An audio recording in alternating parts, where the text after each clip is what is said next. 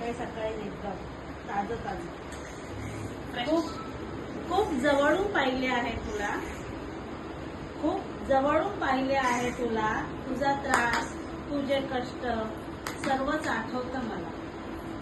ऊन वारा पाऊस कधीच हरू शकले नाही तुला.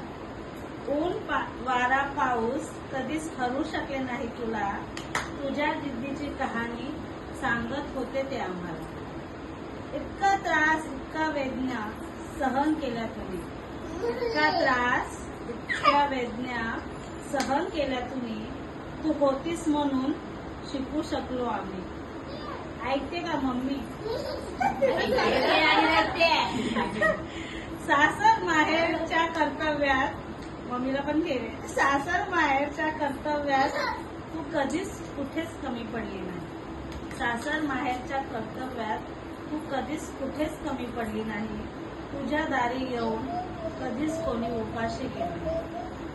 आम्हीच म्हणत असतो तुला, आम्हीच म्हणत असतो तुला, कशाला उगाच उद्याप करते. आम्हीच म्हणत असतो तुला, कशाला उगाच उद्याप करते काढत असते. पण तू दरडावून आम्हालाच बरोबर शांत कर. माझी आई तर तू आहेसच, माझी आई तर तू आहेसच, पण तू माझ्या मुलांची पण आई झाली. तू आहेस म्हणून मी निदान निवांत नोकरी करू शकते. अजूनही आठवतंय मला की तू,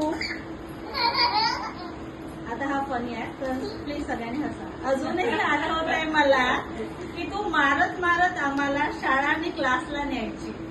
अजूनही आठवतंय मला की तू मारत मारत आम्हाला शाळा आणि क्लासला न्यायची.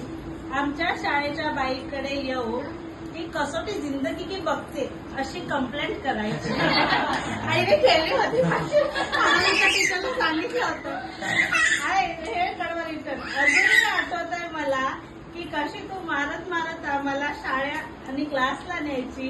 आमच्या शाळेच्या बाईकडे येऊन ती कसोटी जिंदगी की बघते अशी कंप्लेंट करायची. असा तुझा आणि आमचा प्रवास खूपच सुखकर झाला आहे. असा तुझा आणि आमचा प्रवास खूपच सुखकर झाला आहे. मी तो असा तुझ्यासोबत जन्मोजन्म व्हावा हीच माझी बुद्धचरणी सदिच्छा आहे. आज 60वी गाजवतेस पण लक्षात ठेव, आज 60वी गाजवतेस पण लक्षात ठेव, तुला 100वी पण गाजवायची आहे. आमच्या मुलांची लग्न तुलाच पार पाडायची आहे.